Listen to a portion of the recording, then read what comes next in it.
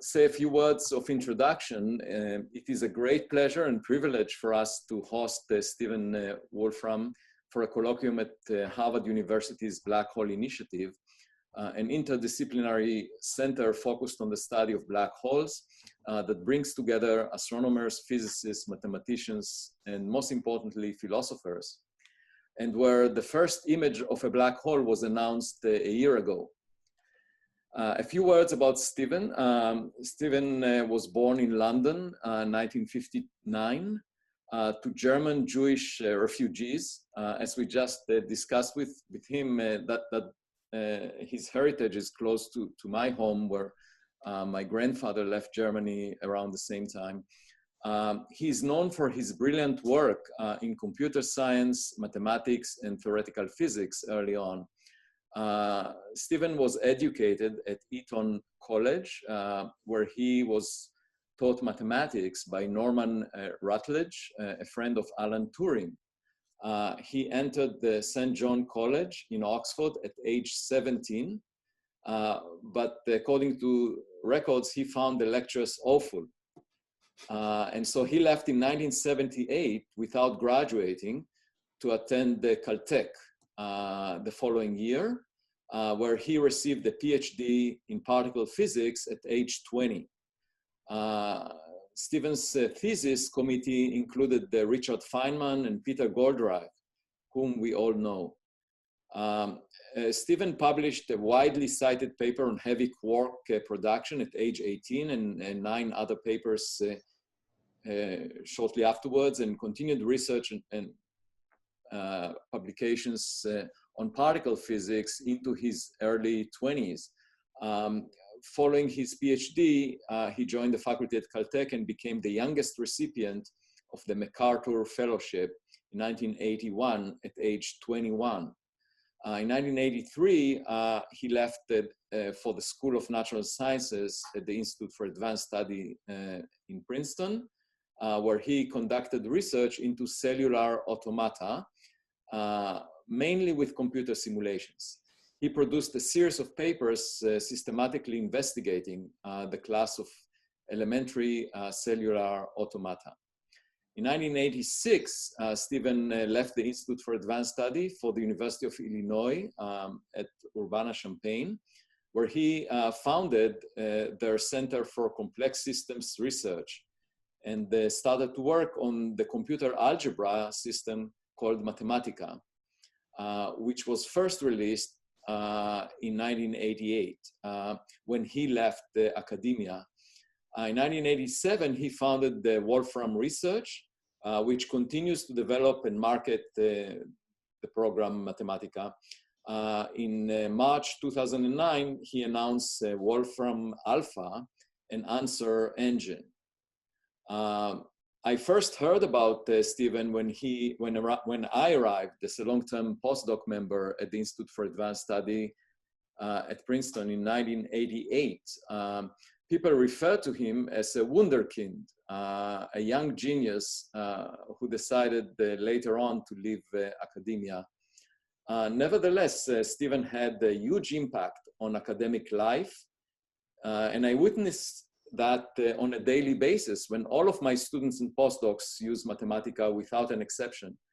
But recently, Stephen came up with new intellectual insights that address not only the way we do science, but also the content of what we do. And he will tell us today about his exciting theory of everything. Stephen. Okay, good. Well, so I was realizing that I do not think I have given something which can be described as a physics seminar for basically 40 years. So this is, I have many invitations actually right now to give these. You guys happen to be the first one I'm giving. So there'll be terrible things that happen here, but that's how it goes.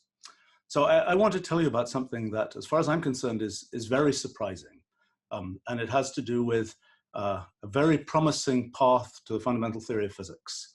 You know, when I was doing physics back 40 years ago and more, I just used existing theories and I did things in QCD and cosmology and all these kinds of things. And I kind of took quantum field theory and general relativity, just that's the way things are, that's the lowest level infrastructure. Now I'm going to compute things based on those. the huge surprise now is I think we actually have some way of understanding why those things are the way they are, and sort of a complete theory of how physics might work.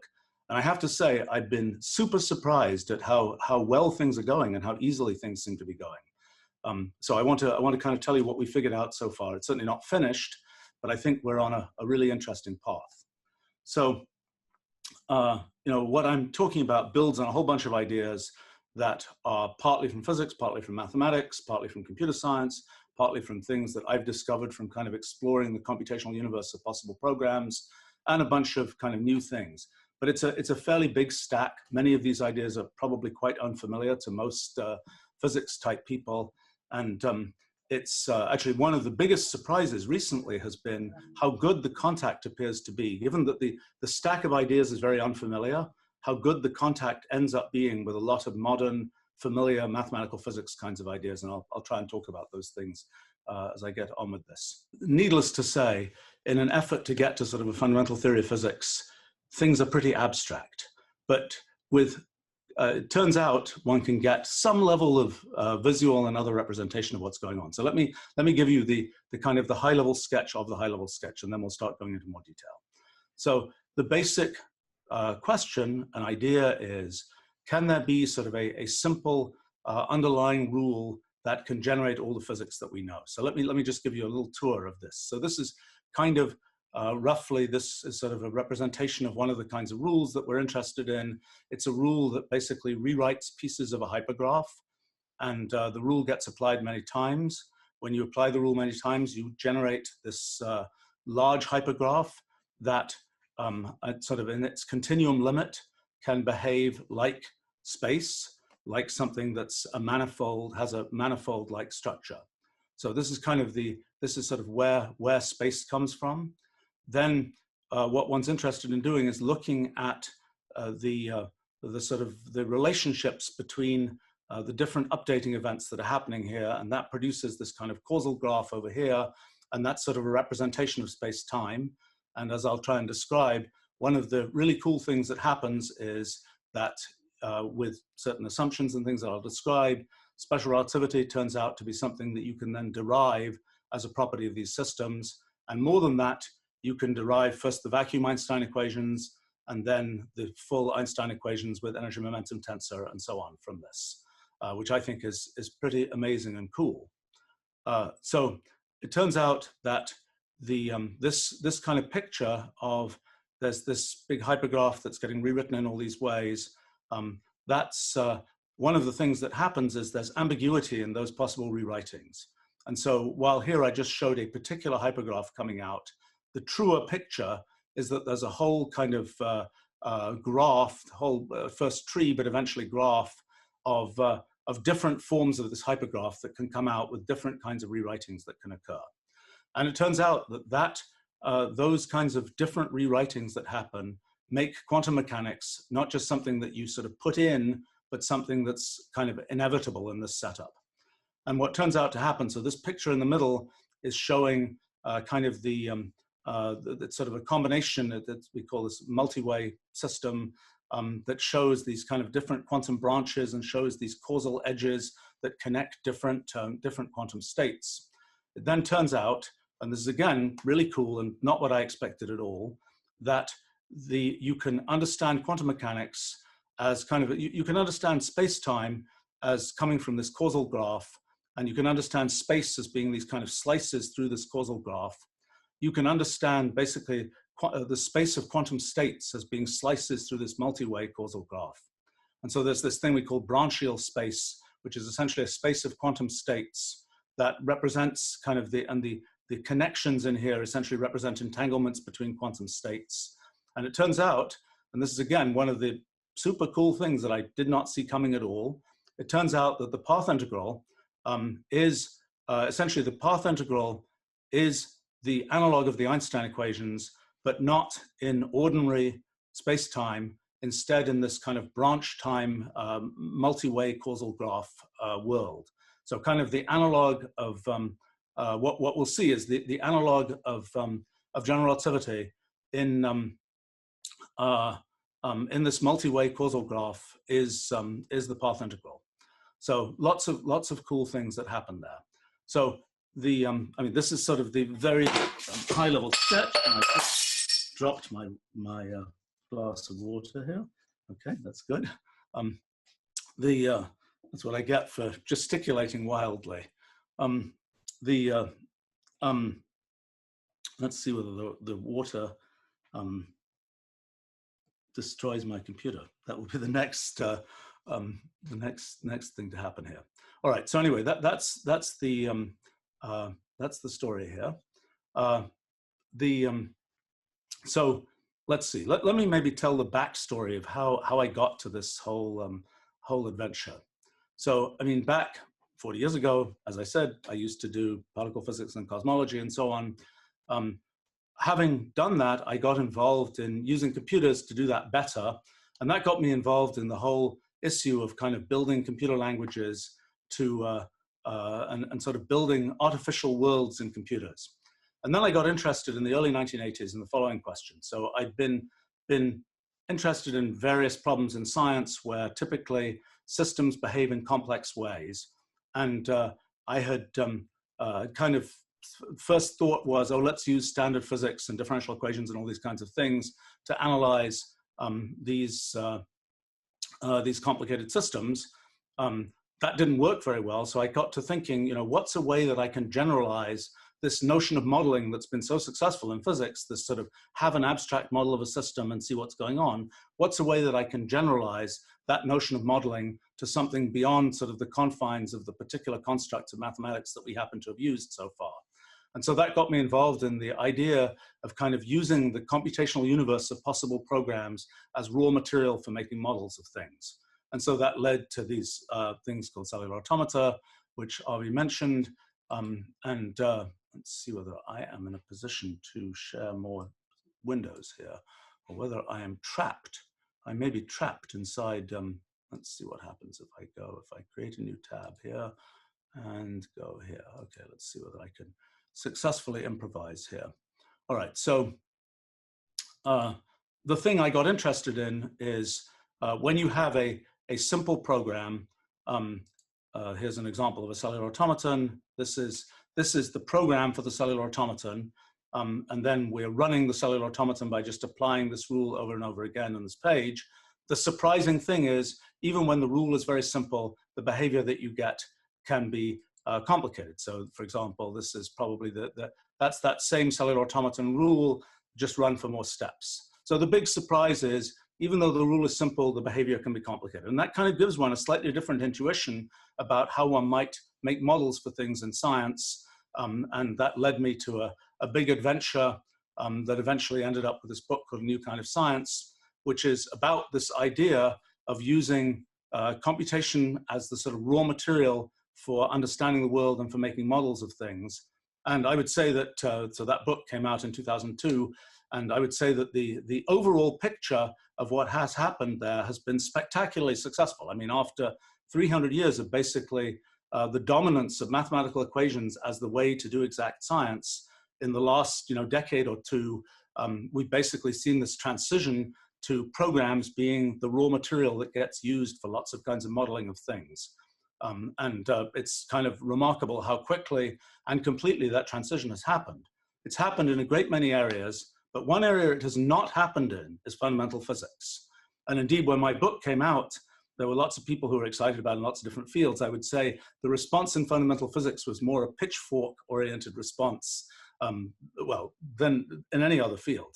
So the question then is, can one use this idea that simple rules can produce complex behavior to do sort of the ultimate version of that and find out whether there's a simple rule for our whole universe? And so I got kind of interested in that. I got interested in that when I was working on my book. So here's kind of how I would think about that.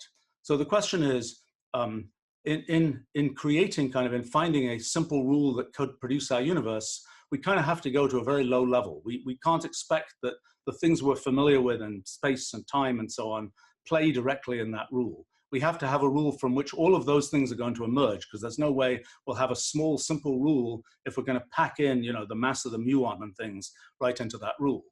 So this is, so kind of the thing you realize is you have to kind of go underneath things like space and time. You have to have some more fundamental structure from which those things can emerge. And so the thing that I had kind of come up with a particular way of doing that, using networks and so on, thinking about, I'll describe in more detail in a moment.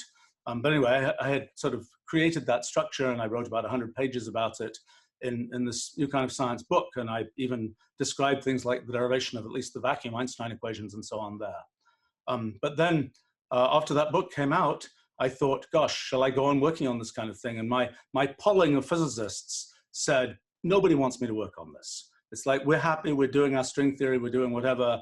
It's like, we don't really need a new approach to physics. That was in the early 2000s. So I decided, well, gosh, there are lots of interesting things to work on, and there are things that I was interested in about sort of trying to build full-scale computational language, which is what our Wolfram language system has turned into, building things like Wolfram Alpha. So I went off and did those things. And I had always been intending to say, let me come back and look at physics again and try and see whether it, you know, I don't know how hard it is to figure out fundamental theory of physics. If it's easy, let me try and do it. But I hadn't gotten around to it. And then about 2 years ago now, the other thing that bugged me was that the particular model that I had set up for these networks and so on, there were things about it that were not, to me, aesthetically that satisfying. There were things about it's sort of a model where to even get started, you have to kind of get a model with certain characteristics. And I really wanted something where I could have this sort of space of possible, this sort of computational universe of possible universes that was a bit more free and open. So that kind of bugged me. And so a couple of years ago, I was thinking about this, and I realized, you know, I've been working on computational language design for a long time, which is about kind of how you make an abstract representation of things like computation. And I realized, actually, I was kind of embarrassed because I realized that a fundamental idea that has to do with the way Wolfram language, Mathematica, the predecessor of those things called SMP work, they all work the same way, and they all work using essentially transformation rules for symbolic expressions. And I realized, gosh, the core idea that's underneath that I can use for this model for thinking about physics. And so I came up with this kind of very minimal, very structureless way of thinking about the creation of structure. And you can talk about it very abstractly. I'll show how it works. It's just a thing that involves elements and relations, and then you build everything from that. And it starts very abstractly, and sort of the goal is to connect that to what we know in physics and other places. So just in terms of the history of this whole project, this was every year for the last 17, 18 years now, we've been having this summer school about science and technology and so on. And every year, a few people would say, oh, we want to work on the stuff that's in chapter 9 of New Kind of Science, which is about physics. And I would sort of, you know, do some projects and things. But a few years ago, 2 young physicists, Max Piskanoff and Jonathan Gorard, were at the summer school, and they said, you know, this physics stuff you're doing is really interesting. You really should actually do something with it, and we'll help you do it. So last fall, we got started trying to actually see whether we could make progress with the basic ideas that I had had a long time ago. It turned out to be a lot easier than we expected. And we figured out a lot more than I expected. I expected that we would be kind of dealing with sort of maybe working out what might happen in the first 10 to the minus 100 seconds of the universe and not really knowing whether we got the right answer and so on. Let me explain another point. One of the phenomena that one learns by studying the computational universe is something that I call computational irreducibility. And it's sort of, I think it's a pretty fundamental science idea that creeps into lots of different places, and people are slowly starting to understand it. But it's basically this, you know, one's used to in science, the idea that, you know, you have a model for something that allows one to make predictions, it's all good. But when you have a system like the one I'm showing here, there's a question of, even though you know the underlying rule, it may be difficult to predict what it's going to do. So for the system itself, it just follows the rule, applying it, you know, many times and getting to the result here. But the question is, can we jump ahead? Can we reduce the computational work that's needed to figure out the answer? And the answer is that there are many of these systems where that is not possible, where you are stuck with sort of computational irreducibility. It's kind of a wall. It's closely related to undercidability and Gödel's theorem and things like that, but it's this kind of wall of where sort of standard jump ahead predictive science doesn't work. And I thought that we would be completely mired in this from the very beginning in our efforts to study fundamental physics. The thing that I didn't see coming is that it turns out there's a kind of layer of reducibility on top of a sort of underlying computational irreducibility in these models. And that layer of reducibility turns out to map almost perfectly to what we already know in physics. And that's, so let me start talking about that. Collections of relations between elements. Example here, these are the elements, just integers. This is just, in this particular case, you can represent that collection of relations between elements as a graph. So now, what happens to this graph? Well, what we say is we're going to have a rule that says for any elements, x, y, and z, anytime we see a pair of relations xy and relations xz, we transform them in this way. So we can represent that as a kind of a rewrite rule for that graph. So this is saying we're just putting on labels here for, the labels don't really mean anything, they're just like dummy variables. We're just saying whenever we see a graph that looks like this, transform it like this. Okay, very simple, very trivial. Okay, so what does this actually do? Well, let's say we start off with this graph here, and we just apply that rule wherever we can a bunch of times. This is what we'll end up getting. So even though the rule was very simple, and we started off from just a very simple graph, we quickly get this not so simple graph. So what we'll be saying is that, in our actual universe, we might have a rule like that applied, I don't know, let's say 10 to the 400 times. And the result is a very big graph. Now, I want to say that, in fact, it is convenient to think not just about graphs, but about hypergraphs. So up here, I just had binary relations, but I can have n-ary relations here. The n-ary relations are ordered n-ary relations.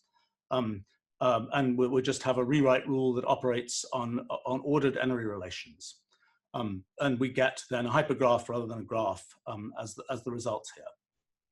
Okay, so first question is, all right, so I should say, this is just talking about the fact that there are many possible rules. So if you try different rules, you'll get different behaviors. So you can get all kinds of funky things happening by just changing that very simple underlying rule. Okay, so the first kind of, first big question then is, okay, we're generating these graphs. Why is that anything like space? Because we're thinking of these graphs as being, or hypergraphs, as just having points in them. We're not saying where those points are in any kind of coordinate system or anything like that. We're just saying there are these points. And all we know is the connectivity of how those points are related to other points. Essentially the connectivity in the hypergraph between those points. Okay, so here's an example of a particular rule. It's this rule here, and this is what it knits. It knits this thing, which you can kind of see here, is kind of something which looks like a simple two-dimensional mesh. Other cases, it's a bit more complicated. They knit more complicated, more elaborate things. Here's an example of a rule where the thing that it creates, we can kind of recognize as being something like we might say that looks like a three-dimensional object. Okay, and there's that same thing rendered as a 3D object. But remember, the only thing that's really defined in these rules is the relations between these underlying elements. There's the fact that we can draw this in 3 dimensions and it's a nice geometrical shape is just a matter of our rendering. All that's really defined is these underlying connections. Okay, so the next question is, well, how can we recognize when we have some weird thing like this, how can we recognize, is that like n-dimensional space? Okay, well, there's actually a very simple criterion for understanding that. So imagine we're in this graph, or a hypergraph. We start at a point in the hypergraph, and we just build this expanding ball around that point. So we're just going to nodes that are distance 1, graph distance 1 away, graph distance 2, and so on. We're building a geodesic ball around that point in this hypergraph. And so what is the volume of that geodesic ball? In other words, how many points does that geodesic ball have after you've gone r steps in the hypergraph? The answer is the leading term, if the thing corresponded to d-dimensional space, would be r to the d. So it's kind of a test for what dimensional is this space. So okay, here's an example.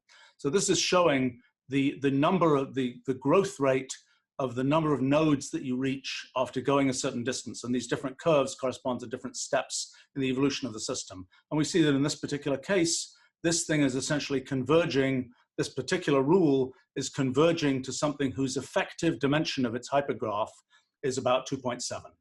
So this is and that's a fairly typical thing. So for example, I think I have an example here. If in the case, just to check that we know what we're talking about, if we do the same test on this shape here, we find out that this will show up as being dimension 2 in this test. Okay, so, and there, we do the same thing for some kind of recognizable fractal thing. It'll have its standard Hausdorff dimension and so on. Okay, so so that's kind of our test for, we grow this very big hypergraph and we ask, what is its effective dimension by looking at the growth of these geodesic balls?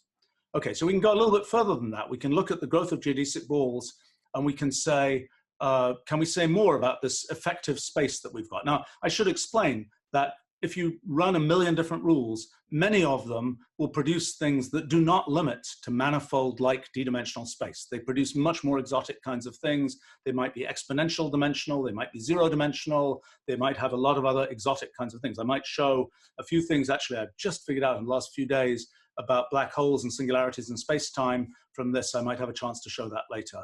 And you can see some of the really exotic things that can happen. But in certain cases, at least, you get a limit, which is kind of something which, when you take the limit and you say, let me run this thing for a very, very long time, and then let me look at a medium scale between the scale of the individual edges in the hypergraph and the scale of the whole system, and we'll have something which looks locally like Euclidean space, looks like a manifold.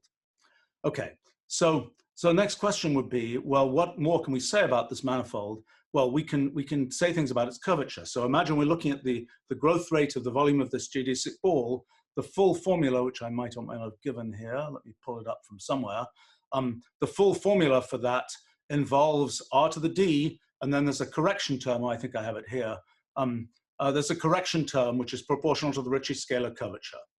Okay, so there's a little r squared correction term that's proportional to the scalar curvature, and you can kind of see that here. So this is my same sort of plot of the volume of the growth rate of the volume of the geodesic ball on this curved surface here, and you see that instead of it being flat as a function of r, it changes as a function of r, and that's a sign of the curvature of the surface. So that's how you kind of get to measure Ricci scalar curvature in this case. So just to give some indication of how things go a little bit further than that, we can also look at the Ricci tensor. We find a geodesic in this hypergraph, which is just a graph geodesic, and we look at sort of a tube around that graph geodesic, and we ask these same questions about growth rates for that, and that gives us essentially the Ricci tensor, the projection of the Ricci tensor along the direction of that geodesic. Okay, so now let me explain another point before we get further here. So in these models, the only thing that exists in these models is space. So you say, that's no good. We've got matter of all kinds in space. How does that work? Well, the answer is that it works by all the matter that exists in the universe has to be essentially just features of space. And so what might those features be? So I'll give you sort of a toy example of that. Imagine that the background space was a planar graph, and imagine that all the rewrite rules preserve planarity. But now put down that little lump of non-planarity that Kuratowski's theorem tells you has a very definite form. Put down one of those lumps. That lump, you can never get rid of it. But it's this sort of pseudo-localized lump that can move around in this network, preserving its identity. And so that's kind of, I think, how one should think about particles. We'll talk a little bit more about that later. We don't know yet the full story about particles. I'll talk about what we do know later. But that's kind of the way to think about matter. You have this sort of background of space that is created by this evolving hypergraph, and matter is certain features of that space. So particles might be, quotes, topologically stable localized structures in that space. What we mean by topologically stable is not ordinary topology. Again, we can talk about what we know about that. And you know, to just give a sense of the mathematics of this, what we would really like to be able to do is to understand things like curvature in fractional dimensional space. We'd like to understand what's a good model space to use to understand the limits of these hypergraphs. Because, you know, Euclidean space in d dimensions where d is an integer isn't going to cut it. And so there are sort of a bunch of things about that, and we figured out a certain amount about that, but I would say that we've, in a rather typical physicist way, we've kind of hacked through the mathematics of this. There's beautiful mathematics to be done, but we haven't done it. Okay, so that's a little bit about space. Let's talk now about time. And one feature of these models that is kind of a departure from what has been the tradition in physics for the last probably 100 years or so is space and time aren't fundamentally the same kind of thing in these models. And you might say, oh my gosh, you're never going to get relativistic invariance. Don't worry, one will get relativistic invariance. But the conceptual feature here is time in these models is kind of the inexorable progression of computational processes, and space is just a feature of this hypergraph. And as we'll see, there are other kinds of space. I mentioned this branchial space that represents a space of quantum states. There are other kinds of space that show up here, but physical space is just essentially the extension of this hypergraph. Okay, so let's talk about what time is and how time works. So as I say, we're just dealing with, back to that same rewrite rule, we're just dealing with applying this rewrite rule. And sort of every time we apply this rewrite rule, it's kind of like one moment of time has gone by. So here we're applying that rewrite rule and so on. But here's a key point. Where we apply this rewrite rule is ambiguous. We don't know. There may be many possible places where the rewrite rule could apply. So you say, well, is this a deterministic model? Well, yes, it is, but it's deterministic in the sense that we imagine applying the rewrite rule in all possible places where it might apply. We can get a particular history by choosing a particular strategy for where to apply this rewrite rule. By the way, if people are interested in computational kinds of things, this is basically an evaluation strategy. This is, so you can think about, you know, depth first, breadth first. This is a possible strategy for essentially evaluating expressions, corresponds to the strategy that you use for applying these rewrite rules. So, and I also might mention, by the way, that these models that we've constructed, these sort of elements and relations underlying models, one thing that's interesting about them, because they're so minimal and structureless, it's kind of an inevitable feature that they don't just apply to physics. And one of the really interesting applications is to distributed computing, and maybe I'll have a chance to talk about very deep connections that seem to exist between sort of core problems of distributed computing and core problems of physics. And there's actually more to say about where these models can be applied. But for these purposes, we're just noticing that the model is ambiguous in its application, and there are many possible places where this rewrite could be applied. So let's make a graph, we call it a multi-way graph, that shows all the possible things that can happen. So this is that multi-way graph. So we start from this initial condition, and then there are two possible rewrites that could be applied, then there are more and more and more and more. Okay, so what one might say is, oh, this is like kind of a many worlds quantum mechanics type thing. But there's a key observation here, which is not only do these things branch, they also merge. That is, it could be the case that there's a sequence of rewrites, that two completely different sequences of rewrites that end you up at the exact same state. And that phenomenon is really important. So, okay, so that's just another representation of the multi-way graph showing the sort of the treeing out in some sense of possible states. Okay, now we have to talk about that phenomenon that I talked about the merging of states.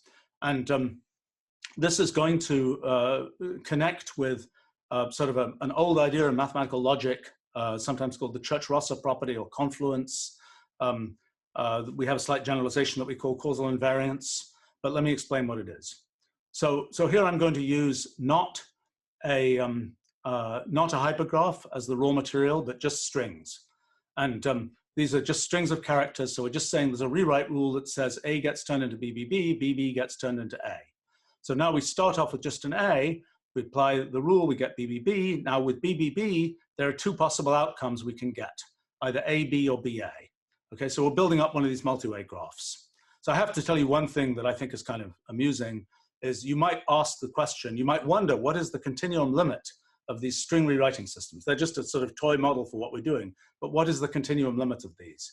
I don't know for sure, but I have a suspicion that the continuum limit of string rewriting systems is string theory. And I leave that to somebody else to figure out for sure. But that's a kind of a pun turns into physics type phenomenon. But let's come back to these multi-way graphs. So, okay, so we have this multi-way graph, it branches, it merges, and so on. Okay, there is a, let's look at what's going on in a little bit more detail. So the blue picture, the blue things here are states, they're strings.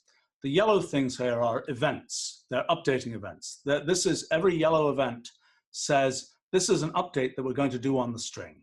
So we're illustrating both the states and the updates that transition from one state to another, okay? Okay, so next critical question is, what is the causal relationship between those updating events? In other words, a particular updating event will have certain output. Another updating event might need to use that output as its input, or it might not. It might be operating on different parts of the string. It might not care whether that previous update has happened, or it might care. And so what we can do is we can make a graph, a causal graph, that shows the causal relationships between updating events, okay? So it gets a little bit more complicated here. So the orange lines here show the causal relationships. They show which updating event is causally connected to which other updating event, okay? So that's this thing, so the underlying thing down, the blue thing makes a multi-way, what we call multi-way graph. This orange thing is making what we're calling the multi-way causal graph. Okay, so let's see. Okay, we're just showing what that multi-way causal graph looks like. Okay, key fact. There exist certain rewrite rules which have the property that the network of causal relationships between events do not depend on the particular branch of the multi-way system that one is choosing. In other words, so let me give you an example. I think I have an example here. Yeah, here we go. Okay, so here's an example of a rewrite rule that's just sorting a string. So what it's doing is it's saying whenever it sees BA, turn it into AB. So we all kind of know that in the end, after we've turned BA into AB enough times, we're going to get a sorted string at the end. In other words, but there are many possible ways that we could do that sorting. There are many possible places where we could apply those rewrite rules. And this multi-way graph represents all the possible choices for how we can apply those things.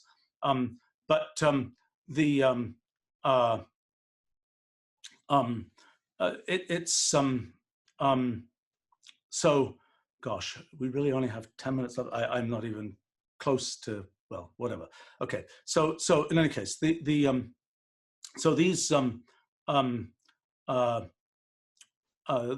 so what we're seeing here is that even though there are many possible paths we could follow, we're always going to get the same answer. And we're kind of familiar with this from things like, I don't know, elementary algebra with polynomials. It doesn't matter which thing you expand or whatever first, you'll always get the same answer. So this property of causal invariance is an important property. It's not true of all underlying rewrite systems, but it's true of some of them, and it's true of some hypergraph systems as well. Okay, what does causal invariance mean? Causal invariance means that in this big mess of the multi-way causal graph, every possible branch of this multi-way causal graph basically decomposes into a collection of identical individual causal graphs that correspond to essentially different branches of history, where essentially the causal relationship between events is independent of which particular sequence of updates you did in which order. So we have sort of an invariant causal graph that comes out independent of the updating order. Okay, so what?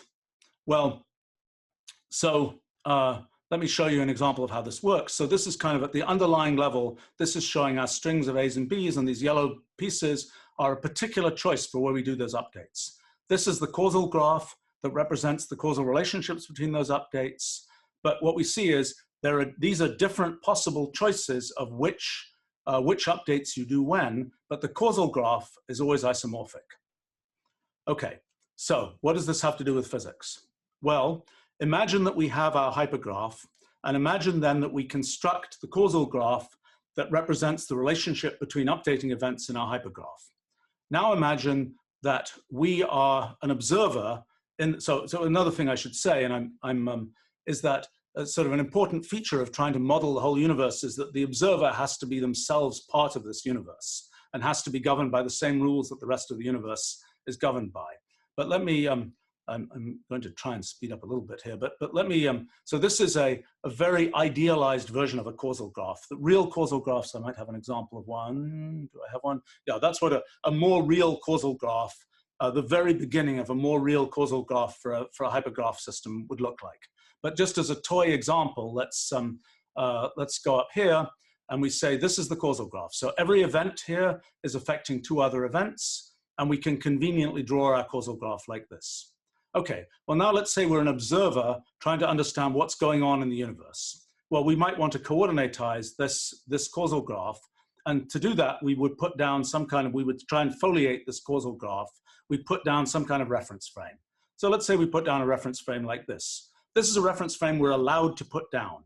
What does it mean we're allowed to put it down? It means this reference frame is compatible with the partial order that's defined by this causal graph. The causal graph defines a partial ordering of events. And what we're saying here is the equivalence class of events that live in this slice of the foliation are all ones that can be in the same slice of the foliation. There are no time-like sequential events in there. They can all be viewed as space-like separated events. Okay, so that's one possible foliation. We can imagine looking at other foliations. In particular, let's imagine that we just sort of, we're an observer, and instead of kind of going straight down here, we go at some angle. We then say, well, how would we draw the foliation if we were to be at, if we were to sort of assume that we have these lines of simultaneity, and needless to say, you get the exact thing that you would get in the standard derivation of special relativity. But what's happening, so why can you do this? Why can you make this change to the reference frames and expect that you're going to get the same answer? The reason is because of causal invariance. So let me show you an example of that. So here's an example of our same string rewrite system with a particular choice of frame. We could think of this as a kind of cosmological rest frame in which as many events as possible are happening at the same time. But now let's boost the frame by essentially tipping we're going to tip the frame in the same way that we tip the frame here. We can tip the frame in the string rewrite system, and now the events won't be happening on these kind of cosmological rest frame lines. They'll instead be happening on these skew lines. And we can ask, do we still get the same causal graph? And the answer is yes, because of causal invariance. So we're just making a different choice of which updating events happen, but we still get the same causal graph, essentially the same physics. Now, you might notice that we've essentially got time dilation in this picture, because what's happening is, because we're looking at this in this different reference frame, the number of steps it takes to get the answer in the end is increased by exactly the standard time dilation factor. Okay, now things in reality aren't quite as simple as that, because the actual causal graphs that we're dealing with are considerably more complicated, and there are lots of issues about showing that these limits really work and so on, but let me completely gloss over those. Let me move to another question. So we've got some idea now that special relativity is going to work. Now, another thing that's an important piece of the sort of picture of relativity is energy and momentum. And by the way, notice that at the beginning, space and time are completely different, but yet they ended up through this causal graph being the same kind of thing and having the usual kinds of relations. Okay, so let's talk about energy and momentum. So here's a big surprise to me. I thought that to get an idea of energy, we'd have to start talking about particles and counting particles and things like that. But actually, there's a bulk view of energy in these models. And the bulk view of energy is simply the flux of causal edges through space-like hypersurfaces. So remember, in this picture, what we're thinking of, these slices are basically space-like hypersurfaces. And we can ask the question, if we look at these causal edges and we look at them slicing through the space-like hypersurfaces, what is the density with which they slice through those space-like hypersurfaces? Now, it's a slightly tricky thing to talk about because our space is made up from precisely the same kind of thing. So the notion of density is slightly tricky to understand.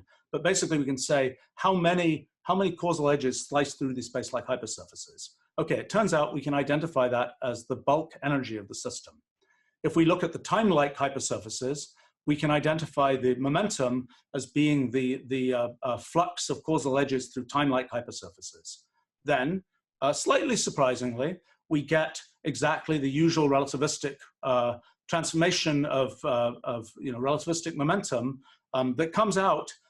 It is the same transformation as for space and time, but it's not trivially obvious that it would be, because it is something that has to do with transforming this this flux in the causal graph, as opposed to just looking at essentially coordinatizing this causal graph. So that's how energy momentum comes out. Crowd pleasingly, you can indeed derive E equals mc squared. There's a notion of rest mass that has to do with essentially the when you're looking, well, it's not too hard to see, but when you're looking at essentially what is the meaning of energy in this system? The meaning is the flux of causal edges through space-like hypersurfaces is kind of each causal edge, each node in the causal graph represents an updating event. And the causal edges going through space-like hypersurfaces, that's kind of communicating activity in the network sort of through time. So in other words, in a sense, energy is the communication of activity in the network through time. Momentum is the communication of activity in the network through space, through a time-like hypersurface. And so mass ends up being kind of the propensity of activity to not be transmitted, the rest mass to not be sort of spread to other parts of the network, to be something that is localized in a particular region. That ends up being the thing that corresponds to rest mass. Okay, so that's a little bit okay, so now we can start constructing, given that we now have an idea of what energy and momentum are, we can construct an energy and momentum tensor, and we can ask, how does that relate to Einstein's equations? So remember I talked about these geodesic balls in the spatial hypergraph. In the, if we look at the causal graph, we can also create not geodesic balls, but now they're essentially geodesic cones. We start from a particular event, we look at essentially the future light cone of that event.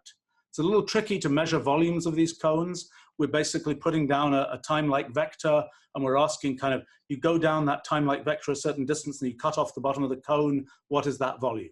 So the answer is that volume is t, the length of that time-like vector, to the d+1, if d is the number of space dimensions, times something which is proportional to the space-time Ricci curvature multiplied by those time-like vectors.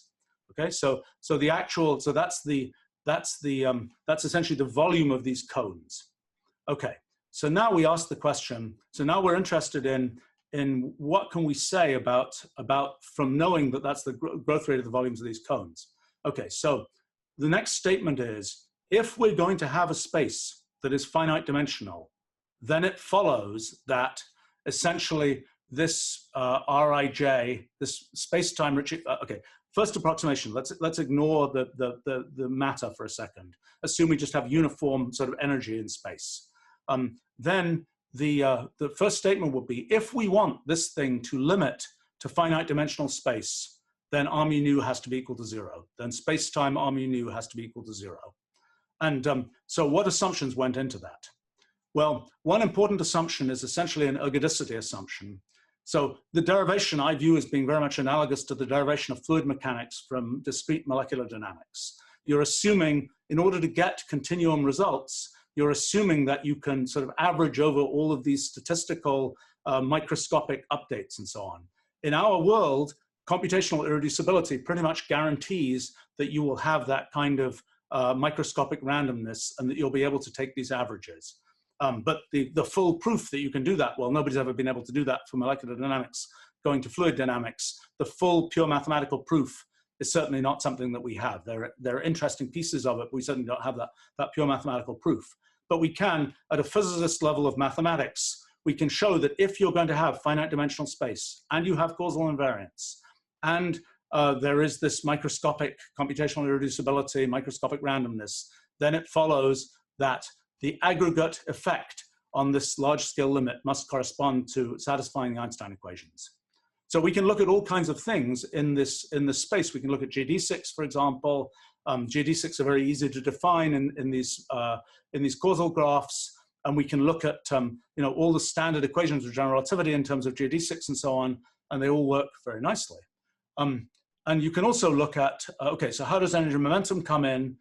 what you have to think about in terms of energy momentum is kind of the difference between the energy momentum associated with what we consider to be matter and the sort of background energy momentum that represents space. So one weird feature of these models is that because they are making their own space, so to speak, the whole idea, so one of the things that will come out is when we talk about quantum mechanics is that sort of the soup of virtual particles that we are used to seeing in quantum field theory in the vacuum, those exist in these models, but their role is to make space. So their role is to kind of knit together the structure of space. And so when we're looking at, in fact, in a rather rickety estimate that I have, about 10 to the minus 121 of the activity of the universe is something other than creating space. So 1 part in 10 to the 121 is everything that we know about matter. The rest of it is just to do with the maintenance of space, basically. So let's see. So that's a little bit on the Einstein equations. I can talk a bit.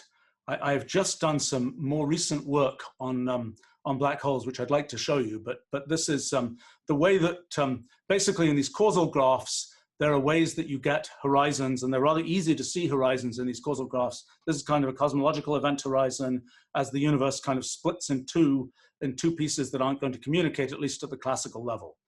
By the way, when we talk about the multi-way causal graph, we'll see how there are essentially quantum connections that develop between things which might be classically correspond to event horizons. Okay, and really funky things can happen in our universes, like that bits of the spatial hypergraph can actually break off. So it's more than just that there's a causal horizon, there's actually space, basically a piece of space can break off. Doesn't always happen, but can happen. Oh, and we can, okay. All right, we could talk about cosmology. Let me skip that if people are interested. I'll talk about that and about the possibility that in the early universe one can have, because one of the features of these models is they don't have fixed dimensional space. So there's nothing that says that the dimension cannot be a dynamical variable in the evolution of the universe. And so, for example, it could start very high dimensional, gradually cool down to be lower dimensional. All sorts of funky things can happen. It's not even obvious you can't reformulate general relativity as a change of dimension instead of a curvature. Because in these models, you can see the kind of trade-offs between dimension and curvature in what happens. Okay. I mentioned already a little bit about particles. I'm sorry, it would have been better if I'd been able to use actual slides here. But oh yeah, let me mention one thing about particles. So one of the features of thinking, this is just a cellular automaton showing kind of a sort of how you get particle-like things in a system where every piece of the system is being updated in the same way. I mean, this is very familiar from sort of topological excitations in condensed matter physics and everywhere else, and so on. This is the same kind of thing. You're getting particles that are localized structures emerging in this otherwise uniform system. But so one of the features of these models is that you can ask questions like, okay, well, again, sort of rickety estimates of parameters, which I'll talk about a little bit more later. But in those estimates, you can do things like ask, how big is an electron? Answer, 10 to the minus 81 meters. So very small. The actual limits that are known right now are like 10 to the minus 22 meters. Electrons are otherwise thought to be point particles, but in this model, they would have a size, might be 10 to the minus 81 meters. One of the features of that is it allows a lot of room for particles that are much lighter than the electron. So one of the kind of pseudo predictions of this kind of model is that there should be, I'm calling them oligons, things with a small number of edges in the hypergraph involved in these particles, but they can have masses of like 10 to the minus 20 electron volts and things. And that might be sort of interesting for astrophysics. Okay, let's talk about quantum mechanics. So the question, I mentioned before that there's this ambiguity that can happen that does happen, that generically happens in these rewrite rules. So instead of just getting a single path of you get this, then this, then this, you get this whole multi-way system of all possible paths. Okay, how can we think about that quantum mechanically? Well, the thing we realized is that we can actually think about quantum mechanics in very much the same way that we think about relativity. We can think about, instead of reference frames, we can think about what we call quantum observation frames. And essentially what we're imagining is each one of these nodes here is a quantum eigenstate. And what we're seeing here is we're choosing what, we're making a superposition of these two quantum eigenstates. By choosing this quantum observation frame, we're saying we're looking at a superposition of those two eigenstates. And so what we're then asking is, when we start thinking about quantum mechanics and about how things work, and we say, let's imagine we're going to make a measurement.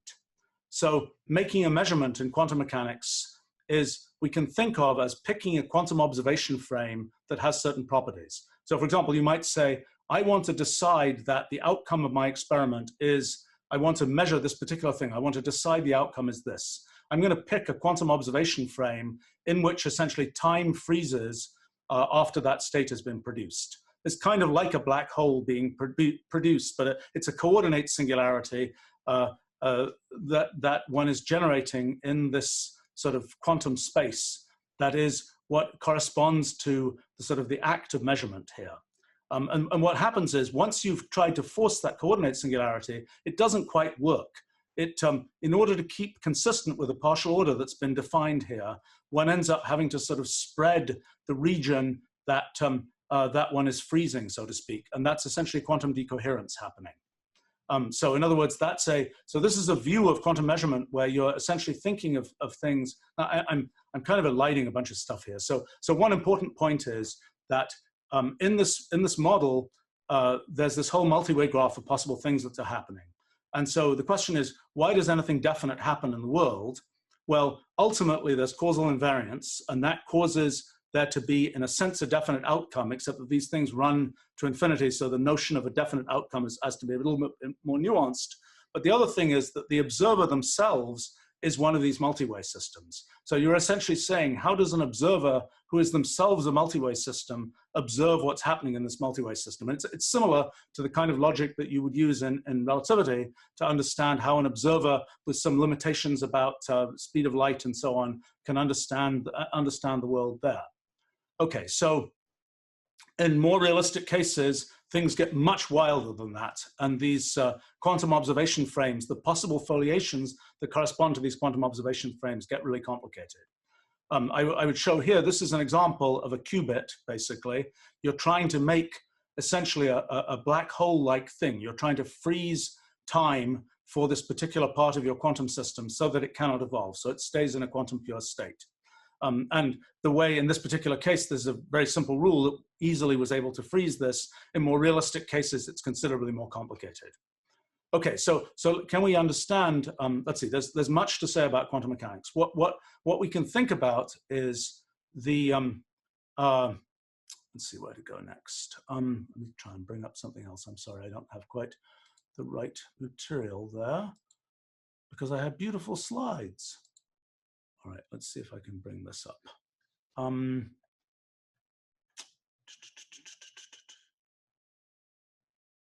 Maybe. Is this the right thing? Yeah, that might be the right thing. Okay, so this is one of these multi-way systems, and it's representing essentially each one of these nodes is a quantum state. Here we're looking at, if we foliate this thing by just slices across here, we're looking at a series of superpositions of quantum states. So one thing that's interesting to look at is, what do these quantum states, how are these quantum states in a particular slice related to each other? It would be like saying, if this was a causal graph and we took slices, it would be like saying that's a particular view of an instantaneous configuration of space. And then we can ask how the different points in space are related. But here we're asking, how are the quantum states related? And so what we can do here is we can draw what we call a branchial graph.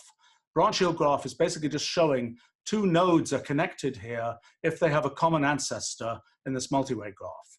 And this is essentially a map of the entanglements of quantum states. So two quantum states that have sort of recent common ancestors are close in this branchial graph, are close in branchial space.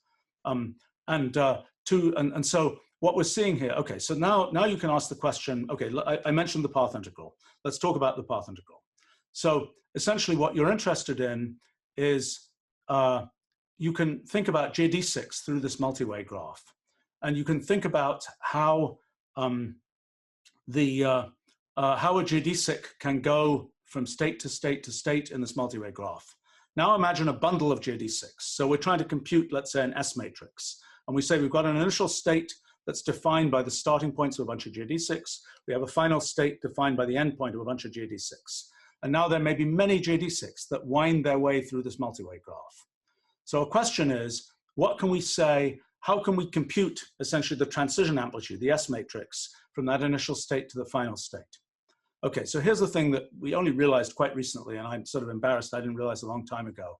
So in quantum mechanics, you talk about quantum amplitudes, and you're used to the idea that a quantum amplitude is a complex number. So how do complex numbers show up here? Well, it turns out, I think, that the packaging of quantum amplitudes into a complex number is kind of misleading. I think there are actually two pieces to a quantum amplitude that are important. It's magnitude and its phase. You say that's trivial, those can be just put together in a complex number, but I think that the magnitude and the phase come from different places. And so here's roughly what happens in these models. The magnitude is essentially a path counting as you go down here. So what's happening here in this branch shield graph, the measure, the question of how much measure there is associated with a particular endpoint in the branch shield graph is essentially just path counting in the multi-way graph. But there's another thing, which is where the particular state that you were trying to measure, or the particular superposition that might be a combination of points in this branch shield graph, where are they? That's essentially corresponds to the phase of the quantum amplitude. And so what's happening is, as you go down this multi-way graph, these GD6 are turning, and where they end up in branch shield space is telling you essentially the phase associated with the quantum amplitude. And so here's the really cool part as far as I'm concerned. So the turning of GD6 in the multi-way graph is a consequence of the presence of updating events. That is what causes the GD6 to turn. Every time there's an updating event, there's a branch pair created. That's essentially an instantaneous, that's a sort of an elementary turning, a unit turning of the GD6, of the GD6. And so what's happening is updating events essentially cause the turning of GD6. But the updating events, as I mentioned, are connected to the density of updating events I mentioned is, the density of updating events is connected to the density of causal edges. The density of causal edges is connected to, in the simple case I was describing before, to energy, the flux of those causal edges through space-like hypersurfaces we identified as energy. So now we're in this sort of quantum situation, and we again can talk about the density of essentially updating events, or essentially the flux of causal edges, which is the equivalent of the density of updating events. Now, what turns out to be important here is the divergence of the number of these updating events. That divergence plays the role of Lagrangian density. It's kind of the relativistically invariant analog of energy and momentum that were between space-like and time-like hypersurfaces. This is sort of the relativistic analog of that. And so what's happening, so, okay, end picture. Sort of energy, roughly energy, actually Lagrangian density, is represented by the density of causal edges in this, in fact, the multi-way causal graph. That's the causal graph that connects not just space-like separated things, but also what we can call branch-like separated things, things that went on a different branch in this quantum space. So the sort of the turning of GD6 is related to the rate of turning of GD6 is connected to the Lagrangian density as measured by this divergence of causal edges in the multi-way causal graph. And so that's pretty neat, because it means that basically the phase, e to the I something, is basically e to the I times an action, and that is giving you a path integral. And what's cool is that it's just a geodesic, but that it's just this bundle of geodesics, but instead of thinking about it in space-time, this is a bundle of geodesics in branch shield space, in the space of quantum states. Now, branch shield space is a much wilder space. It's some kind of projective Hilbert space thing. It's probably an exponential dimensional space. It's probably not a finite dimensional space, but you can still think of it as space, and you can think about it as branch shield distances which are some kind of entanglement distances and so on. And a lot of the apparatus comes over. But what to me is really cool is that you're ending up with a situation where the sort of the conceptual foundation of where the path integral comes from is exactly the same as the conceptual foundation of where Einstein's equations are coming from. So okay, so that's a little bit on quantum mechanics. There's more to say about quantum mechanics. We can talk about, oh, for example, the uncertainty principle. Okay, so the uncertainty principle is we can look at the curvature of branch Hill space. So in physical space, we're measuring curvature by looking at parallel transport or something. We make this little rectangle and we ask, how does the rectangle match up? And that gives us a Riemann tensor. Okay, what is the analogous thing in branch Hill space? Well, the answer is that Riemann tensor, that little rectangle is like a commutator. You're doing one operation or another operation in two different orders. You can do exactly the same thing in branch Hill space, except there, that commutator is giving you essentially the commutator of things like position, momentum commutators, and so on. And you can see exactly how position, momentum commutators end up when they are, as a result of curvature in branch Hill space, those commutators end up being non-zero. And that's sort of another piece of the quantum mechanics story. Okay, so let me let's see, where did I have this? So that's okay. There's one of these, another one of these branch Hill graphs. A few other things. There are lots of other things I could talk about, but let's talk about motion in branch Hill space.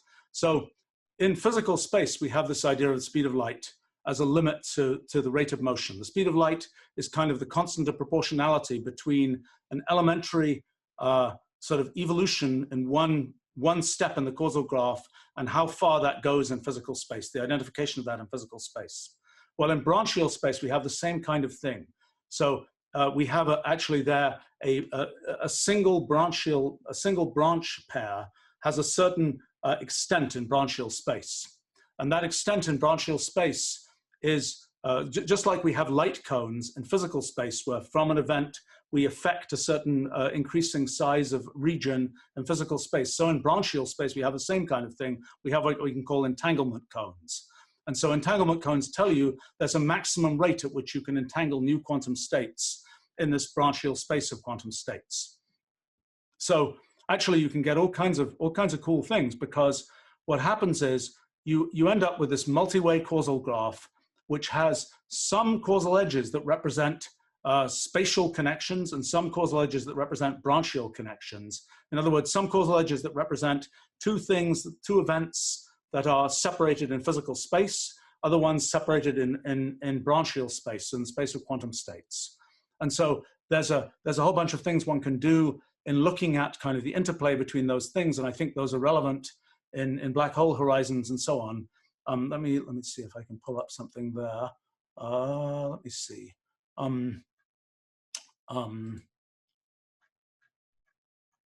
Well, let's see if I can pull something up here.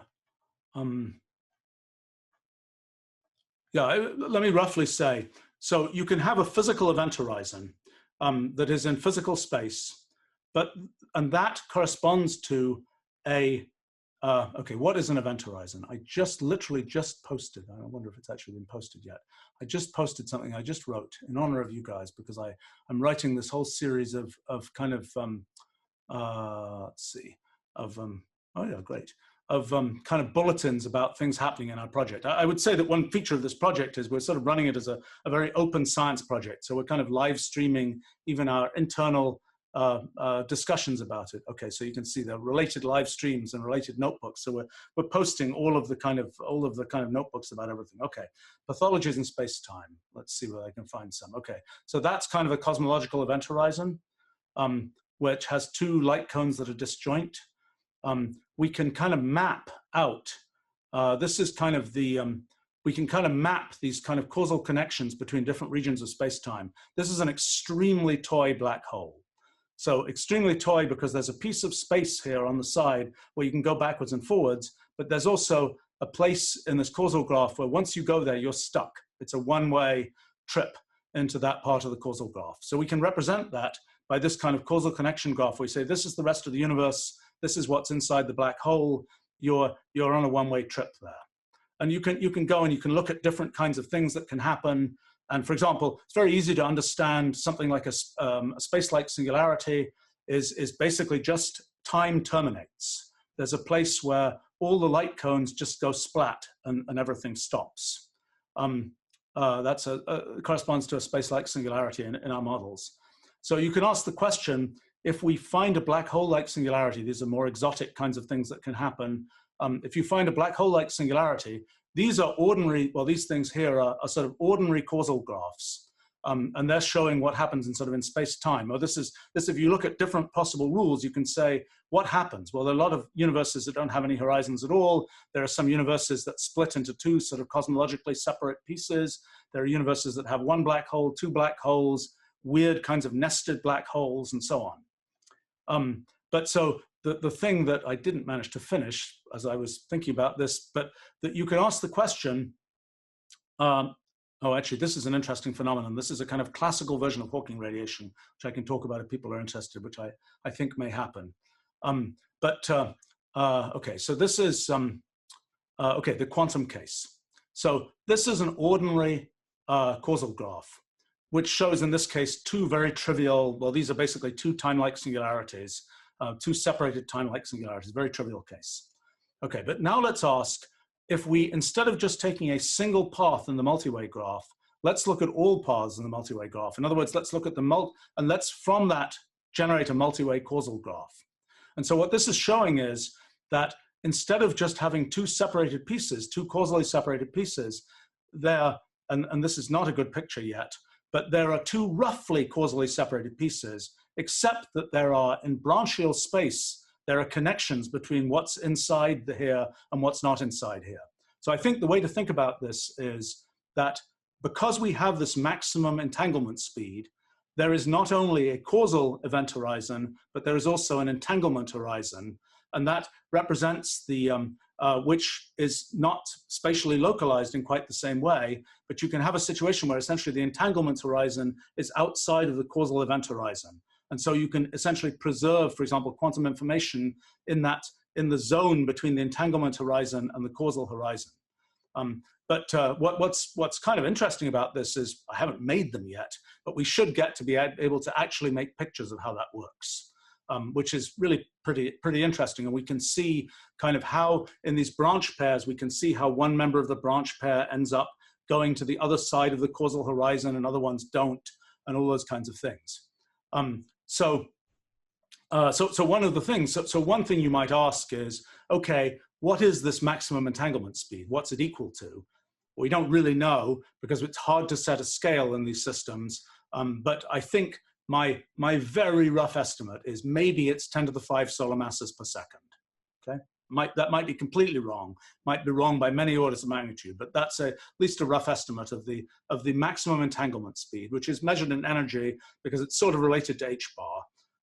But so that's the maximum speed of entangling quantum states. And that gives you, so it tells you that if you have, the merger of two black holes with 10 to the 5 solar masses that happens in a second or something, you might start to see effects that are associated with the fact that there's a maximum entanglement speed, a maximum speed at which these things can sort of combine in quantum space, as well as the speed of light. So that's an example of those kinds of things. All right, well, so let's see. So question might be, so where have we got to so far in this whole, what's really surprising to me is we can look at all these different kinds of things. It's kind of a laundry list of different things in physics, like CPT invariance. Okay, we realized recently CPT, if you look at the multi-way causal graph, parity is inversion of the space directions here, time is inversion of the time direction, and C, charge conjugation, is effectively inversion of the branchial edges. So essentially CPT invariance is essentially a pure inversion of the multi-way causal graph. One thing you might also ask is, what is the continuum limit of the multi-way causal graph? We know something about the continuum limit of the spatial hypergraph. We hope it's something like a manifold. There is some vague idea that maybe the continuum limit of the multi-way causal graph is like a twistor space. Not sure. That's a thing for mathematicians. We have not figured that out for sure, but that's an example. So you can go on and look at different kinds of things. You can ask questions about what is angular momentum, how does spin work, how does the quantization of spin work. We don't know for sure. We have some ideas about that. But the thing that to me is really, really significant about this model is it's often hard to figure out how things work, but so far nothing we've run into, we've had to say, oh my gosh, to fit how physics works, we have to add some weird kludge. Quite to the contrary. I mean, it's like, sometimes it's hard to figure out how it works, but when we see it, it's like an obvious natural thing. Couldn't be any other way. We couldn't avoid having quantum mechanics, for example. We can't just take quantum mechanics out of the model. So that to me is really encouraging. Now, there's a question of, okay, so let's go actually searching for the ultimate rule. You know, can we just enumerate possible rules? Do we have any guarantee that the rule for our universe is a simple rule? Okay, we don't have any guarantee. We know, and in fact, as we start looking at these individual rules, we are thrown right into the middle of computational irreducibility, because we run one of these rules and we can run it for 1 billion steps or something, and it will be complicated to see what it actually does. What I thought was going to happen is that we were going to be mired in computational irreducibility all the way down. The surprising thing that's happened is that there's this kind of layer of reducibility that's all associated with all of these very floppy things that have to do with things that have to be represented by reference frames and so on. All these very floppy things that have a lot of essentially gauge degrees of freedom associated with them. By the way, I can talk about how local gauge invariance happens too, but that's a separate thing. You know, all these very floppy features which seem to float on top of computational irreducibility, and those floppy features are exactly what we know in physics, basically. And in a sense, I should have known this is how it was going to work out, because if our whole world was sort of full of computational irreducibility, we would have a hard time figuring out what was ever going to happen in the world. Because if everything we want to know involves running this rule 10 to the 400 times or something, we'd never know anything. We know there has to be some layer of computational reducibility that allows us to sort of be able to predict anything about how things work in the world. Now, it turns out that layer of computational reducibility seems to map really nicely. I can talk about how it maps into different kinds of approaches to mathematical physics and so on. But that's, okay, so one last thing I'll talk about and then wrap up here. Okay, this is now going into yet another level of abstraction. So we went from the hypergraph that represents space to the multi-way graph that represents the space of quantum states and this branchial space. There is another level of generalization, okay? And that other level of generalization is the following thing.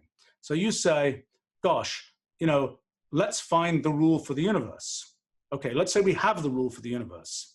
It'll be a very confusing thing, the day when we might have this rule and we say, here's the rule for our universe.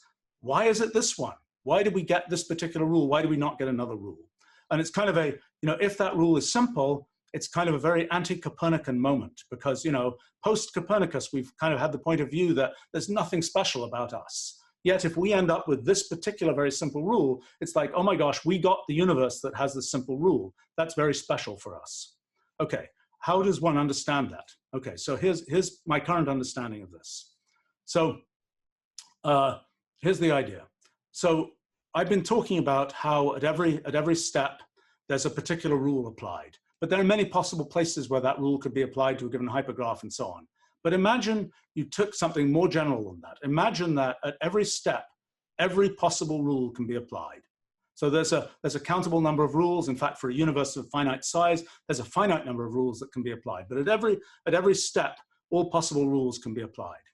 Okay, so now we have a sort of an ultra multi-way graph, where every node in the multi-way graph, every event not only represents this particular place in this particular hypergraph and this particular place in the multi-way graph, but also which rule got applied.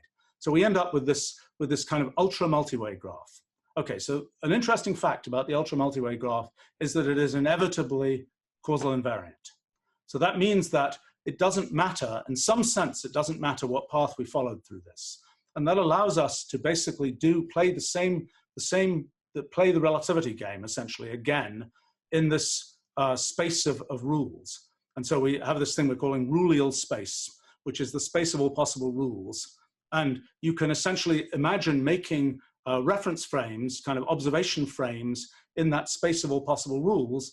And essentially, a typical choice of reference frames might be reference frames where you describe the world as working according to a particular rule. That's a sort of a possible choice of reference frames. And so what ends up happening, I think, is that you end up being able to say, well, and this is abstract and not completely worked out yet.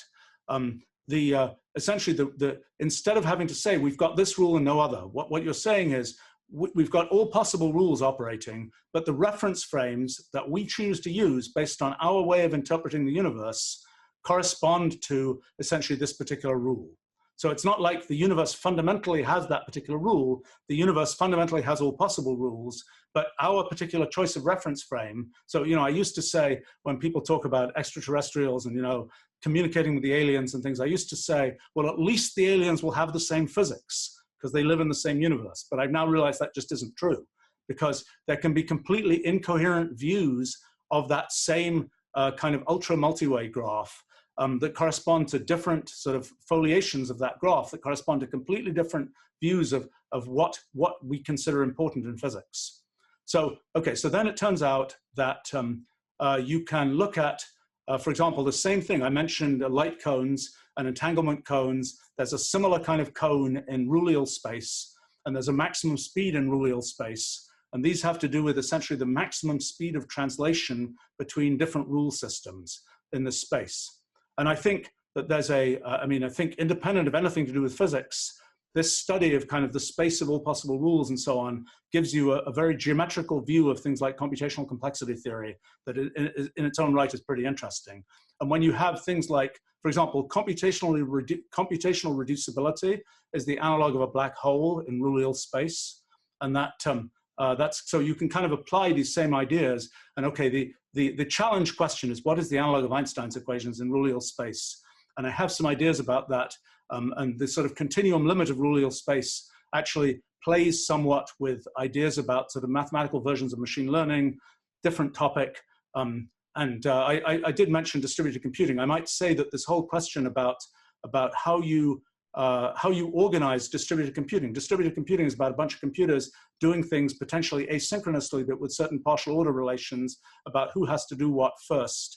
And one can start thinking about sort of programming in different reference frames corresponding to different ways to view distributed computing. But anyway, lots of interesting stuff there. And in the end, one of the things that comes out from this whole sort of rulal space story and so on is that in the end, the one definitive fact about the universe ends up being that it is, in a sense, computational, that it can emulate, that it is equivalent to a Turing machine, it satisfies my principle of computational equivalence, and so on. And in a sense, one way to think about these different things in rulal space is to say, well, once we can simulate the universe with a Turing machine, we can emulate any other Turing machine with that Turing machine. That's kind of what's happening in these different kind of reference frames in rulal space. And there's things to say about sort of how we think about the project of finding a fundamental theory of physics, given that there's this sort of all of this freedom. And I sort of view it as being kind of like a language design problem. So, I've spent a lot of my life kind of designing computational languages which try and connect kind of human thinking with what computers can do. Now we've got kind of a third piece, which is physics. And the question is, can we have something which when we have human thinking, we can sort of understand what's going on, implement it through a computer, and have it kind of play to what happens in physics. So I sort of view the problem of finding the right primitives, so to speak, to describe these models as something like a language design problem. So in terms of our project, as I say, we've been doing this as a very kind of open project, and it's sort of interesting to see how that works. Like, for example, we have sort of archives of every Wolfram language notebook that I've done in this project since 1994. It's kind of cool that the ones from 1994 still run today. But you can find all of these, including probably the ones I did last night about black holes, will be somewhere here. Yeah, probably black holes 12 or something. That will be the thing I just did last night. And you can pick this up and just run it. All of the programs that do all of these simulations and so on are they're all available and they all just run. And if you take that document that I was just looking at, you can just click one of the pictures in there and just put it into a Wolfram notebook in the cloud or on the desktop, and it'll all just run. There's a whole bunch of functions that we've created specifically for this project. And we've also been doing kind of the unusual thing of live streaming our kind of internal discussions about this project and discussions with outside experts. We just did one yesterday with a causal sets person. It's been an interesting process because it's allowed us to kind of engage lots of people in the general public, so to speak. And when I say general public, we find a lot of very technically sophisticated people, some of them physics sophisticated, some of them math sophisticated, some of them computer sophisticated, who are joining our live streams and so on, and making all kinds of interesting and good suggestions. And I think it's sort of for me, this is I view this project as being kind of an attempt to climb a certain kind of sort of Mount Everest of science, physics, whatever. And, we may or may not get to the summit anytime soon, but at least the trip is kind of interesting to see. And, I don't know how difficult it will be. I mean, what's happening right now is we're figuring things out, I would say, very rapidly, and lots of different, as I say, there's this kind of laundry list of, can you find this, this, this in physics? And maybe some people will ask about different things here. We can talk about what we know about them.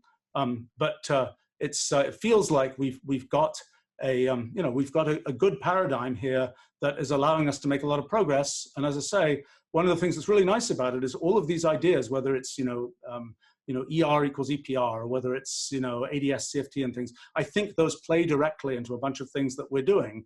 They don't, that making that bridge is non-trivial and will be significant work for people to do. But I think in the end, you can think of what we're doing as providing sort of a new machine code for thinking about physics. It's not, it doesn't remove the high-level languages that have already been built, but it's a different machine code. And there are things that you get to see and you get to ask about based on that sort of different machine code that I think are pretty interesting. And hopefully people will find it fun to be involved with. And I mentioned we're doing a summer school that starts in end of June, I think, that will have a bunch of physics people there, and people are encouraged to consider coming if you're interested. All right, I should wrap up there. Thanks, I went on way too long, sorry about that.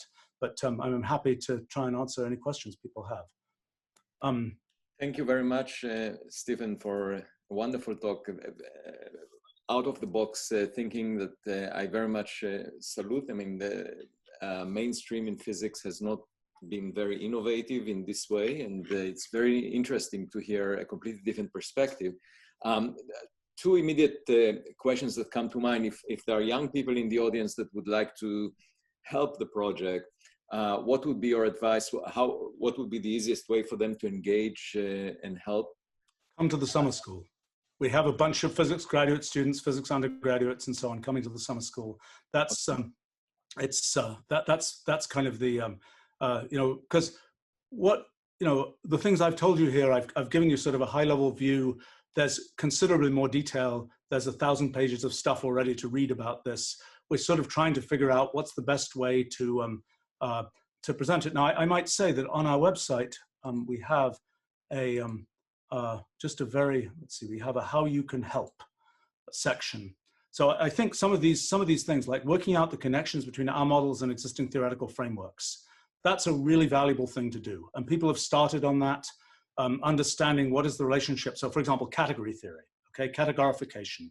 So for example, we already know our main evolution multi-way graphs are like one level of category. Our causal graphs are like higher order categories, sort of two-dimensional categories. Then the structure of frames on top of those causal graphs is like a next level higher order category. But understanding that and understanding how one can use ideas from category theory to help is highly interesting. Basically, any sort of standard theoretical framework, whether it is conformal field theory, whether it's something about singularity theorems and general relativity, the question is, how do they play in our model? Now, we might find one day, gosh, it doesn't play at all. We know it's true in physics, but it isn't true in our model. That will be a problem. But so far, it's going really well. And the main thing that's interesting, like looking at the singularity theorems, for example, I was just looking at these, and it's pretty interesting how there are things where you can directly see how they correspond, and there are places where our models suggest a different thing to look at. Right. And you are thinking mostly about physics, but in principle, there could be applications to biology, for example, where there are simple set of rules that create systems that you are describing, and that could be quite interesting. Right. Okay, so there's another branch to that. Okay, so this is a highly speculative thing, but I have a suspicion that this general class of models and this way of thinking in terms of reference frames and things might be applicable to make a general mathematical theory of biological evolution. Right. And essentially this multi-way graph is some kind of, I don't know how this works yet. Okay, so this is very vague. But you know, one of the problems in biological evolution is that it's been hard to make a general theory. You know, you say, well, I can do a simulation of natural selection, it's easy enough, but like how many fittest organisms do you keep? Do you keep the top 5 or do you keep whatever? How do you think about that? I have a vague suspicion that this kind of approach to modeling might give you something interesting there. I mean, plus also the actual detailed underlying model is you know, you can make very biological looking things with it. I don't know whether that's significant or not. Just mention 2 other areas that might be of interest. One is mathematics, the other is computer science. You know, I think there are you know, these models, as I say, we've hacked through the mathematics. We have these things that, for example, we really need to know what the rotation group outside of integer number of dimensions is like. But we have an idea what that's like. These models give us a suggestion of how you can take a limit and get something like a Lie group that is just like we can limit to space. We can also limit to an internal space that's like a Lie group. But we get to look at sort of different kinds of things like fractional tensors with fractional numbers of indices and things like this. We don't know how that works. There's a lot of interesting mathematics, I think, to be done around that. Right. Now, there is, of course, I mean, the criticism that someone may raise is that, at least in the context of physics, you draw analogies with known results and known derivations and known conclusions. But the test of a physical theory is by making new predictions that, you know, can be experimentally, that are new, that were not derived before, and that experiments can verify. So are you? Yeah, where's that? When is that going to happen? Right. Yes. So I think that there are a couple of things to say. First of all, given a theory, figuring out the precise experimental predictions isn't the world's easiest thing. I mean, look at quantum electrodynamics, look at general relativity. You know, it's non-trivial work to derive these things. However, the thing that I'm most encouraged by is what I might call theoretical predictions. So in other words, we've got this whole giant list of things that should be true about physics. You know, existence of fermions, you know, all sorts of things. Can we reproduce those things naturally? Or do we have to sort of bolt on some new feature to the model to reproduce those? So far, the theoretical predictions are going just great. Now, when it comes to sort of practical predictions, let me give you some indications of how those might work.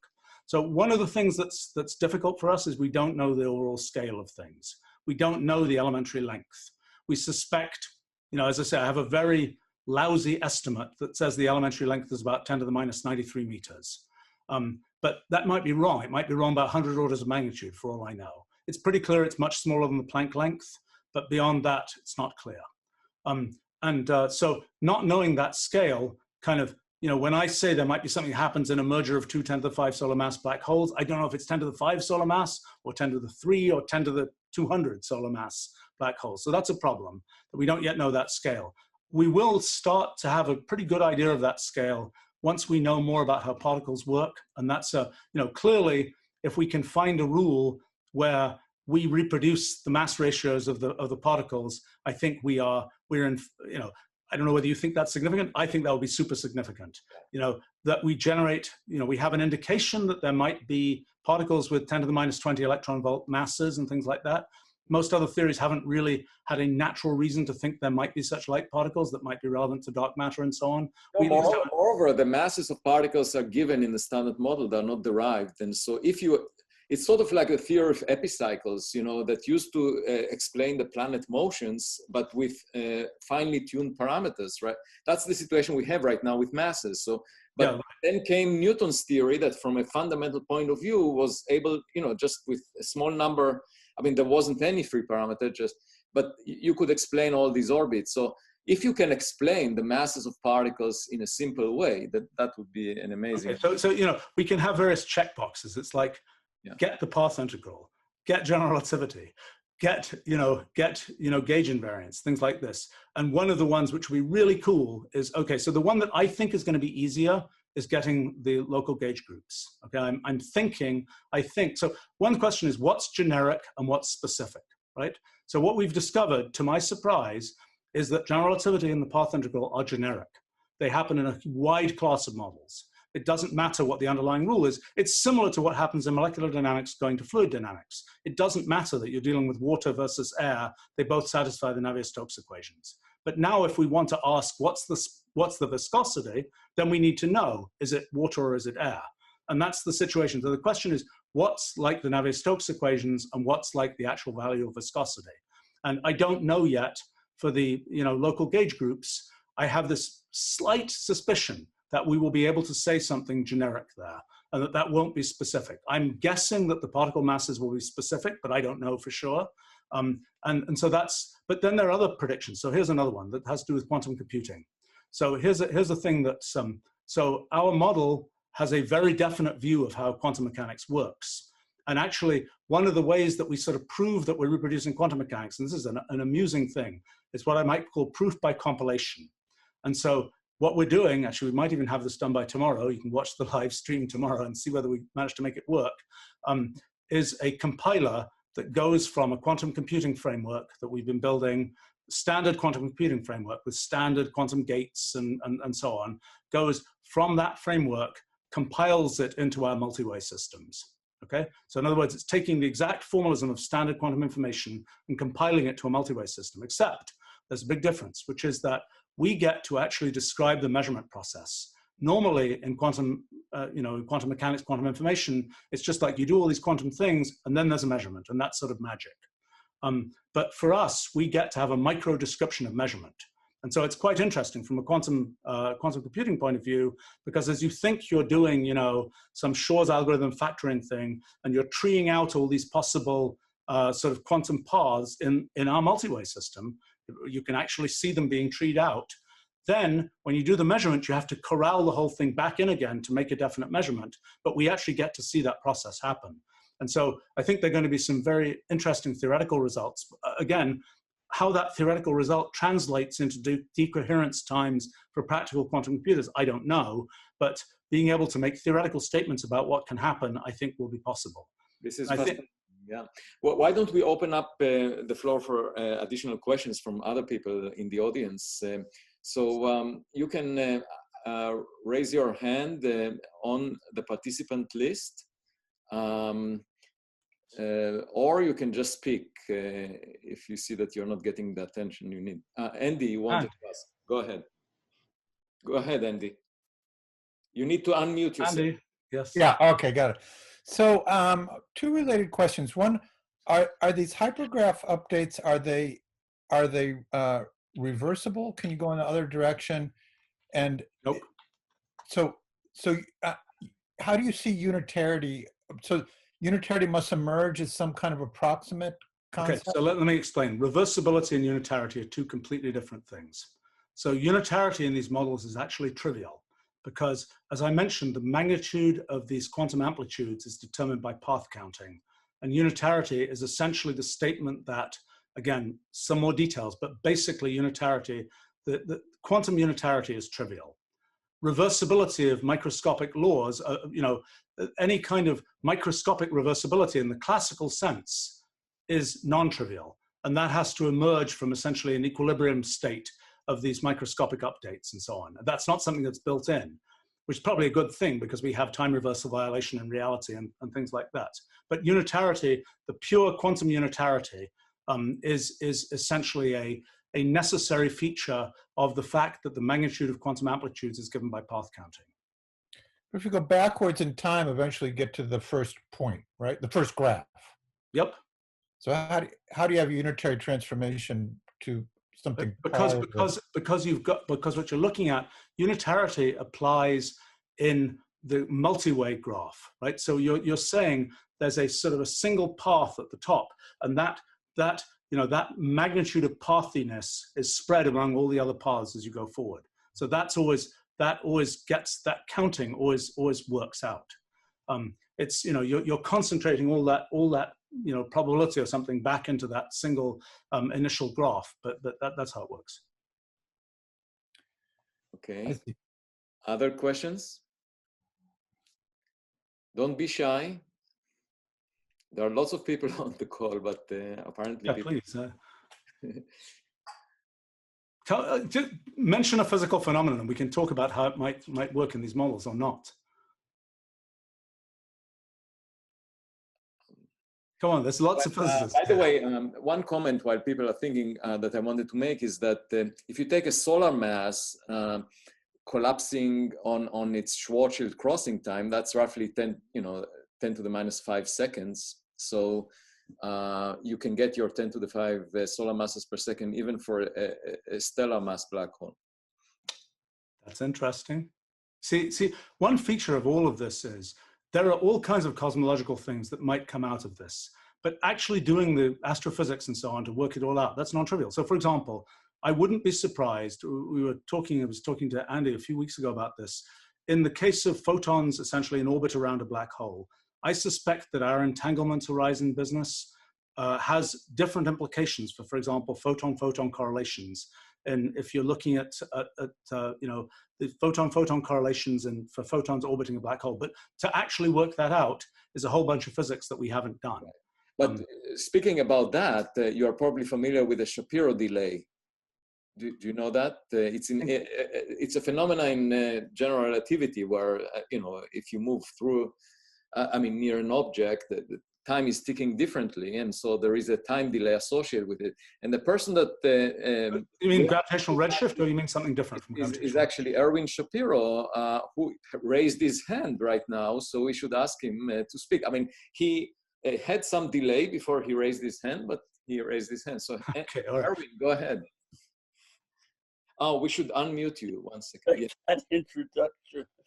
I was curious about something like the maximum entanglement speed. Yep. Do you make a definite prediction? Of what its magnitude is? Yes. We don't know. It's like, can you tell me what the speed of light or Planck's constant is? Those are not, right? You don't. I thought your procedure or your structure would enable you to make a prediction. Okay, if we can find a specific underlying rule, we will absolutely have a prediction of that. Given a particular underlying rule, you absolutely nail it. Everything has to come out of that. But if we just say, looking generically at all possible rules, we can't tell you what the actual magnitude of that is.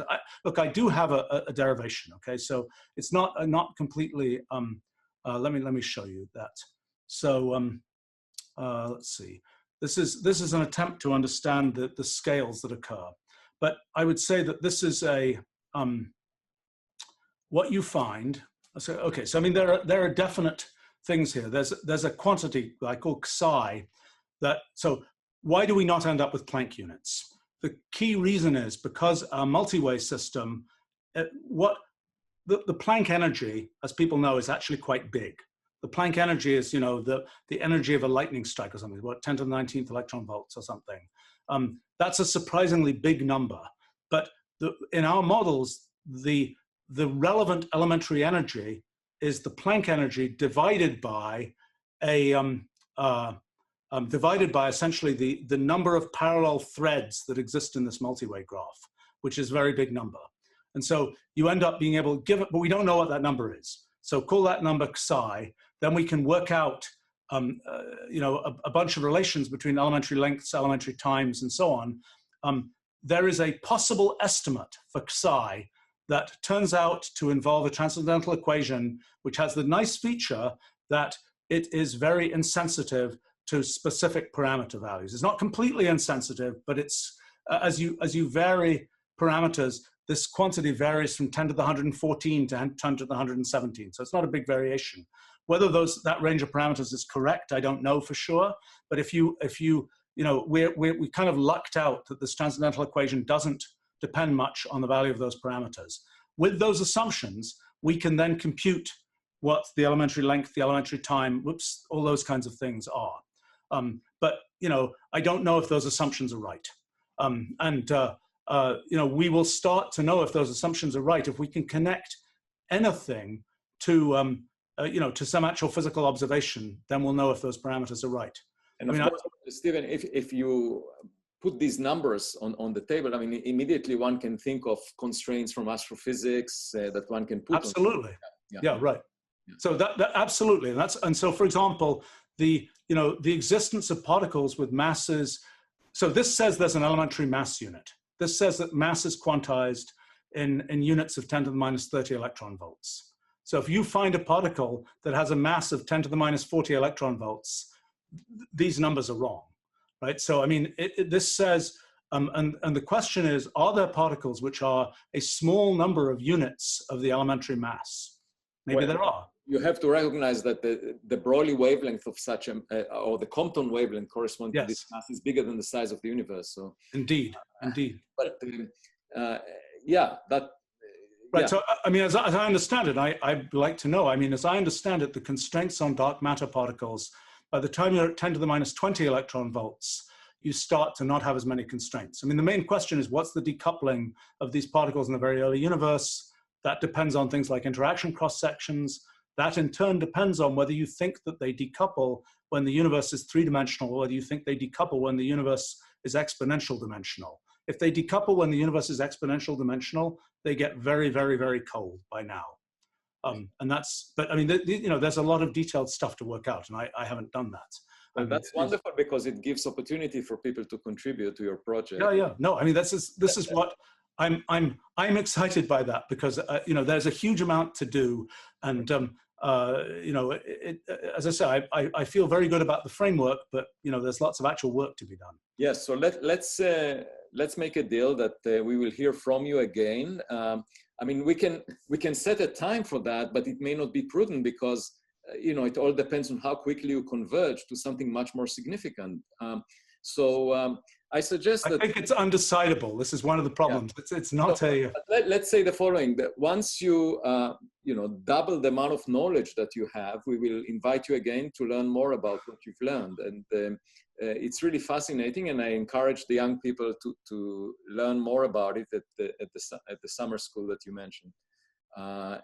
We thank you so much. The fact that over 100 people stayed for 2 hours, I mean, that's twice the typical colloquium duration. Good. Well, that's good. Then I'll come and do them more often than once every 40 years. It's a great compliment to the intellectual excitement that you bring. So thank you very much, Stephen. Great.